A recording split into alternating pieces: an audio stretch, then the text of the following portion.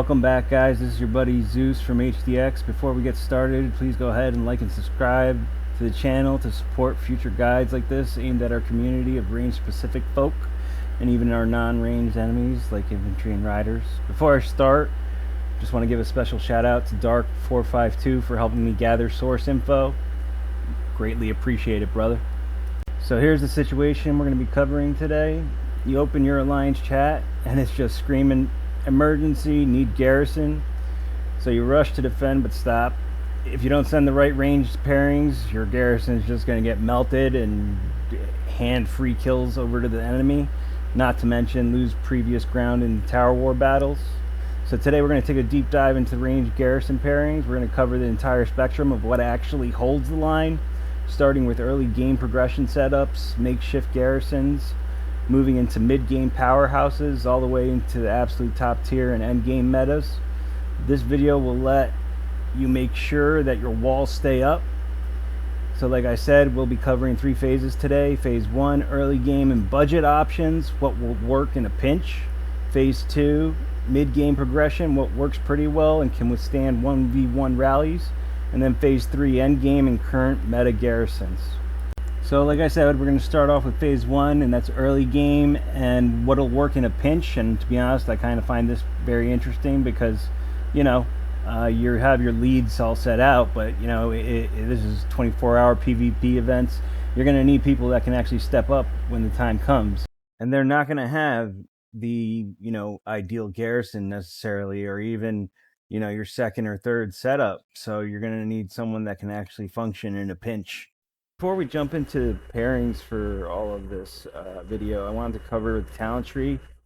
Specifically, I wanted to say that I believe that the talent trees offered for garrison are pretty great regarding the buffs that they give you, as opposed to the siege or rally talent trees that the heroes are offered. Right off the bat, I'm going to tell you, whenever you're a garrison or whatever field rally, your skill tree needs to be, you know, maxed. Essentially, I never do double-edged sword because the buffs offered are not worth it. Just to highlight some of the talent tree effects or buffs that you can get, you know, the upper part essentially is a lot of damage reduction and making you tankier. But as you can see here, high walls gives you increased squad attack by 5% and defense by 5%. Skillful defenses, you know, when you're garrisoned, you reduce skill damage taken. And then this, I like to go out to responsive defense, and this is nice to reduce the damage that you're taking when you're taking on multi-rallies like an AR, or if you're being swarmed, you know, when you take a flank attack. And you'll notice that the other part of the garrison tree is the rage regeneration part of the tree. I don't actually use the lookout tower or field of fire because that only applies to, you know, if your shelter is being swarmed. And quite frankly, you know, that's not really very useful if you're out in a tower and whatnot. So I really only go out into the rage regen portion of the garrison tree itself. And I actually like to use a hybrid portion of the tree, which is the middle part, the range part, where I have to actually decrease a little bit of the predator's rage in order to get to the battle craze, which gives you an additional rage regeneration factor. So the first pairing is actually Lewis and Jacob, and these two were the original metas in the game before S tier heroes became a big thing. Here, due to their rage recovery mechanism, their fan-shaped AoE, the counter attack mechanics, but mostly because they're both highly available now, especially with Lewis moving into the police station and Jacob becoming an older hero. So looking at Jacob's first skill, he's got AoE with an okay damage factor and the added benefit of counter damage. His second skill actually has the benefit of increased HP, and all damage dealt is also increased. His third skill also, again, increases damage output in a fan-shaped area. This is terminology that we'll revisit shortly. And his fourth skill, which also has some unique terminology that exists with a lot of the garrison heroes, like Nova, is when squad size is below a certain threshold, he bumps up the damage output.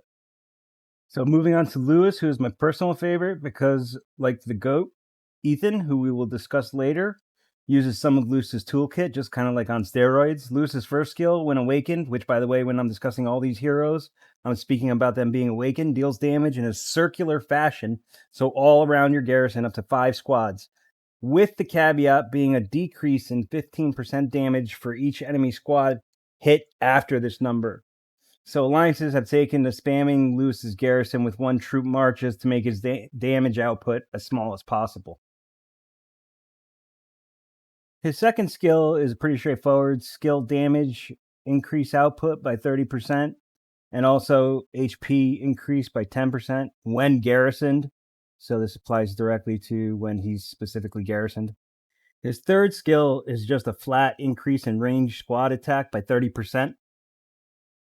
His fourth skill is the rage regeneration we speak of when talking about being a rage regen engine, and it grants him 25 rage points, so to say, which is out of the total number of rage that is required before each hero can fire off their active skills as opposed to their passive skills. Moving on from the OGs, an A tier or budget option is probably going to be my most controversial, but I personally have used them before Sophie and other S tier heroes were a big factor in the game, and that is Lewis and Julia. And that's due to all of the skills that we just discussed for Lewis, as well as them synergizing with Julia's toolkit, and that's specifically her silence mechanism and her added rage regeneration mechanisms. So Julia's first skill actually silences the enemy for 3 seconds, on top of granting you added rage regeneration of 120. Her second skill is just a flat increase in both defense and attack of 20%. Her third skill is a decrease in damage taken from basic attacks, so this makes her tankier, as well as firing skill damage when rage is more than 90%. So she's firing skills off faster, as well as becoming tankier. Her fourth skill is a significant increase in HP of up to 40%, and a second potential silent mechanism where you have a 60% chance of being immune from taking additional damage. So you can see that Julia's toolkit really revolves around becoming tankier, as well as essentially restoring rage so that you can fire skills off faster. So these two hero pairings are essentially your go-to before you get into mid-game progression and enter what I like to call the Sophie era. Sophie becomes your go-to for versatility, as we covered in my previous video, best range heroes for different situations in field battle. Her rage requirement of only 900 is what makes her your go-to lead garrison hero, even in the absence of a garrison talent tree. So right now we're going to talk about why Sophie is your kind of mid-tier game progression garrison lead, even in the absence of a garrison talent tree. And so we're just going to go over some of the skills and highlight why they are beneficial in garrison. And obviously, to start with, her low rage requirement of 900 means she's firing skills fast. She also deals high levels of damage, just under 14,000, and increases the skill damage received by nearby enemies, up to 3 enemies, by 20% for 3 seconds. So in summary, this is just kind of like a small AoE that she inflicts near the tower. Her second skill is less applicable to garrison, as the travel speed is not relevant, but it does give her a nice attack boost by 32%, which is always nice to have. Her third skill is actually very interesting, and that is when using rage skills with charge. And by the way, charge is just what they call increase in range squad damage by 10%, which is a very nice boost in squad damage. So when she's using her rage skills with charge, consumes the charge to deal damage up to 3 squads in a circular fashion, and this is kind of her AoE skill, and that's just shy of 8,000 damage factor. So here you have kind of her AoE, if you will, although it's not as significant as some of the S tier heroes like Nova or Ethan or even Lewis to another extent. Her fourth skill is increase HP by 32% and increases her ranged squad damage reduction by 5.5%, which makes her incredibly tanky, especially for garrison. That's kind of what you want, even though for range, you kind of want to be dealing a lot of damage. Having this tanky ability is very nice, and we'll see later on this pairs nicely with like someone like Nova, who has a lot of squad damage reduction while dealing significant amount of damage. And then her last skill, Awakened skill, immediately gains charge. Again, that's the increase in squad damage, as you can see here, by 10% when entering battle. And every time charge is consumed, there's a 30% chance to deal damage again. So not only is she firing skills very rapidly, and dealing a high level of damage, she's got some AoE factor, and she also has some tankiness, which is kind of ideal for Garrison League as far as mid-game progression goes. So the first pairing that we have in B tier is actually Sophie with Julia. This is because Sophie's, low rage requirement of 900 added with her tankiness and Julia's double silence capability as well as her rage regeneration make this a feasible garrison option mid-game, although it's not ideal because it's mostly single target damage. Even though Sophie has that AoE factor, Julia doesn't really have any AoE, but does have added layer of silence and tankiness. I used to use Julia as an assistant before Lewis and the other S tiers came out. I paired Julia with Lewis. So, and in A tier we have Sophie with Lewis. This is due to the low rage requirement, the rage regen. Both of them having the circular AOE with massive damage increases. And now would be a good time to actually discuss Lewis's skin, which used to be the meta actually with Ethan, especially in AR for multi-rally. So right now I'm going to discuss what the skin actually does on top of the added, range squad attack 2%. I personally, and I'm biased here, love this particular skin uh, because it's not just like Ethan's skin where you just get the 2% defense and HP with Nova, etc., but it actually enhances some of the skills. So this first skill, um, you can compare it here. It originally is called To Hell. The rage requirement is the same. Deals damage up to 5 enemy squads in a fan-shaped area of 1,000, and the damage taken by each enemy squad reduces by 15% for every additional target enemy squad. So after 5 squads, you start decreasing 15%. But with the skin, your damage increases by 1,000, so it goes up to 11,000. The damage taken by each enemy squad still reduced by 15% for each additional squad hit. However, there is a 90% chance to enter the ferocious state for 3 seconds. And this is key, this ferocious state. And that is an increase in squad attack by 10% and deals 10% more damage to squads with less than 20% of squad size remaining.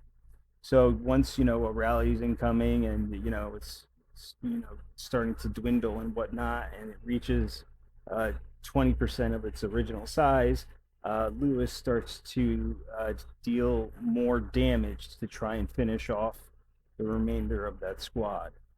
His second skill remains unaffected, in which his second skill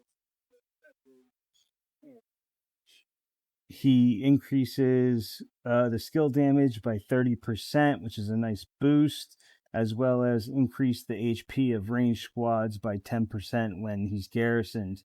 So the second half of the skill is restricted to when he is garrisoned, but the HP of 10% increase is very nice when you're in garrison, obviously. His third skill originally is called Deadly Beat, in which, you increase just range squad attack by 30%, which is a nice boost. However, it's replaced by this Bloody Banquet, where you still get that 30% increase. But when you enter the ferocious state, each basic attack has a 40% chance to heal wounded units. So the heal factor is 1,000. And this is actually a very nice add-on, because once you're taking a lot of damage, it's nice to be able to not only deal damage, but also heal units at the same time. And you'll see this with Ethan as well. So they synergize very nicely in this regard. His fourth skill remains unchanged, where he gains an additional 25% rage whenever he uses basic attack. So he's constantly, rage, generating a lot of rage throughout his skill usage. And then his awakened skill is Perfect Curtain Call. It's an enhancement of his first skill to Hell. And after awakening, deals damage of up to 5 squads in a circular area, which is nice. And the damage factor goes up to 12,000. And again, the damage taken by each enemy squad reduces by 15% for every enemy target squad hit. But with the skin, this skill becomes called Blood Covenant. And when awakened, you actually deal damage up to 5 enemy squads, and your damage factor goes up to 13,000, which is a very nice boost. The damage taken by each enemy squad, again, reduced by 15% for every target squad hit. However, you enter the ferocious state for 3 seconds, so it's a guaranteed entrance into the ferocious state, where, again, you increase squad attack by 10%, and deals 10% more damage to squads with less than 20% of the squad size to help finish off that rally. So you can see why the skin is very beneficial, as opposed to just the standard where he deals more damage, he's healing, and also you get the buff of ranged squad attack as well. So this is, at the time, it was very worth getting it, but nowadays with Ethan and Nova, not so much. So in S tier for mid-game progression, we have Sophie and Nova. That's due to their rage recovery, squad damage reduction, skill damage dealt reduction, their damage factor output, and their fast rage cycling. Add that on top with their massive AoE and their damage factors, and you have a very solid mid-game progression garrison. So we're going to go over Nova's toolkit real quick to help understand why she's such a powerful garrison hero. The first being her massive damage output. As you can see here, I mean, it's one of the biggest in the games. Its base is at 1,600 and increases to 18,500 when garrisoned, and deals the damage up to 3 enemies in a circular fashion.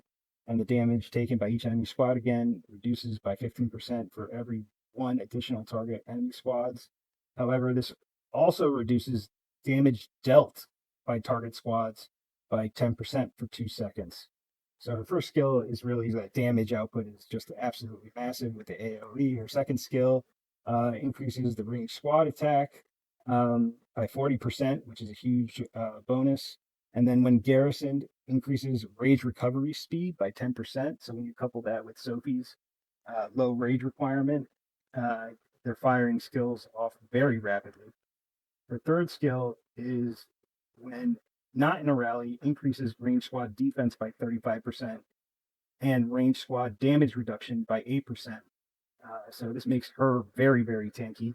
And actually, her next skill also makes her tankier, where you get an additional increase of HP by 40%, which is a huge increase.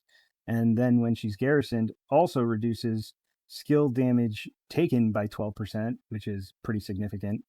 And then it's this last skill, which is my favoritely named skill, Cheat Code, that makes her so powerful in Garrison. So basically, it's kind of related to how Ethan's gunfire stacks work.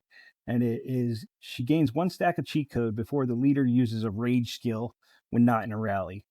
And at 6 stacks, all of the stacks are removed and increases range squad damage by 10% for 3 seconds, which is a huge increase in squad damage.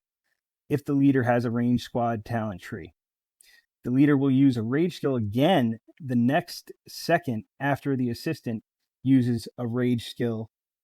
So this is basically if she's paired with someone that's using a rage skill, then the next second she'll fire off another rage skill. And by the way, cheat code is just an increase in range squad attack by 3%, but that's a significant amount once it adds up and stacks and it gets removed all at once. So this, coupled with her first skill, which is that damage, that massive damage factor, is one of the reasons that make her such a powerful garrison hero. And we move on to our next S tier group for the mid-game progression. That's Sophie and Ethan.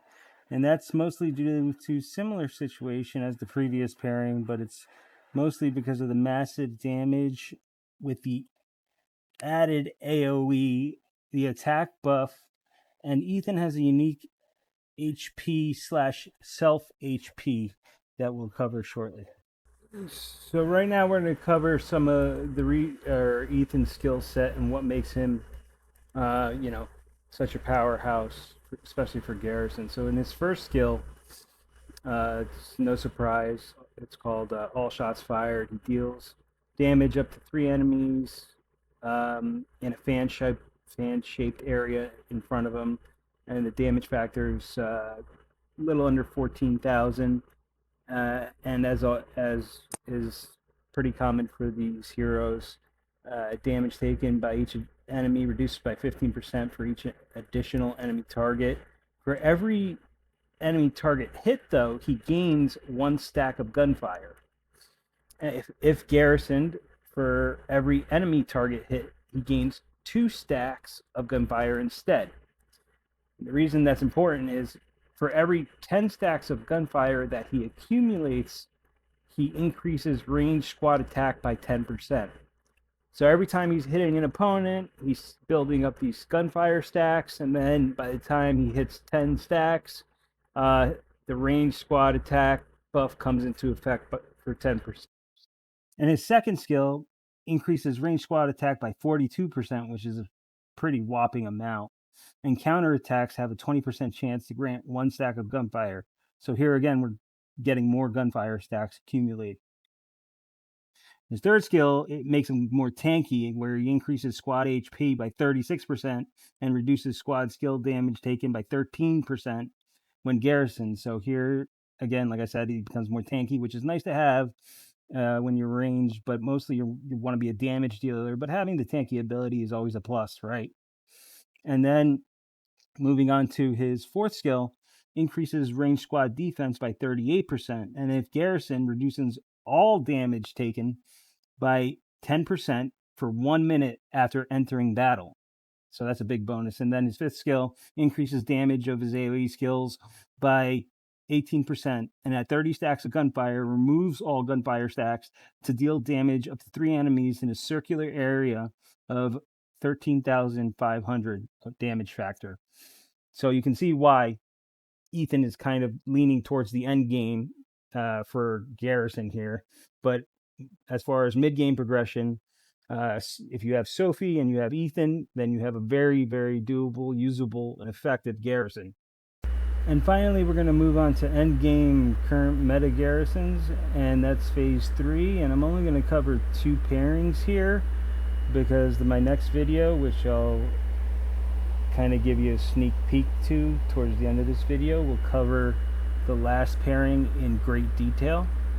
So in A tier, we have Ethan and Lewis, and that's mostly because they both have high AoE damage, and their output combined with multiple healing abilities stacked with high attack buffs make this pairing very dangerous in multi-rally situations. So if any enemies even come close to the tower, they're going to be dealt significant amounts of damage. So now we finally get to the S++ tier, the superhero tier, and that's Ethan and Nova. And these two combined have an absolutely ridiculous damage output, as well as their increased capability to reduce damage, so they have a high level of tankiness, especially for ranged heroes, and their ability to fire off their skills in circular fashion is unprecedented. And when you combine these two heroes, they can handle multi-rallies, swarms, etc., etc. I mean, all of their skills essentially synergize perfectly well with one another, and that's why they are currently the op garrison in the entire game. I don't care what those infantry guys say out there, but Nova and Ethan are the best. So that wraps up this video covering different garrison options, from early game and budget options to mid-game progression to the metas. But to give you a little sneak peek of the next upcoming video, I'm going to be discussing both Ethan and Nova and which one is the ideal lead. The golden rule for running a ranged garrison is pretty simple: rely on Nova's raw damage mitigation and Ethan's stack mechanics to clear out swarms and sustain against single or multi-rally attacks before they overwhelm your defenses. But the million-dollar question is, which order is actually better? Is it better to lead with Ethan, or is it better to lead with Nova? That is a whole debate unto itself, and that's why I'm dedicating an entire video to it, based on skill proc rates, stack generation, and stat multipliers. So in the next video, we're going to do a deep dive into which is op, Ethan/Nova or Nova/Ethan, breaking down the exact math for you non-astronauts out there. Also, we will cover the mechanics of the super weapons. If you guys didn't notice, I didn't include them here as they only apply for Ethan and Nova, and the roles they play in both combat and battle mechanics. So until next time, this is your buddy Zeus. Get those kill stats and make those reports look beautiful.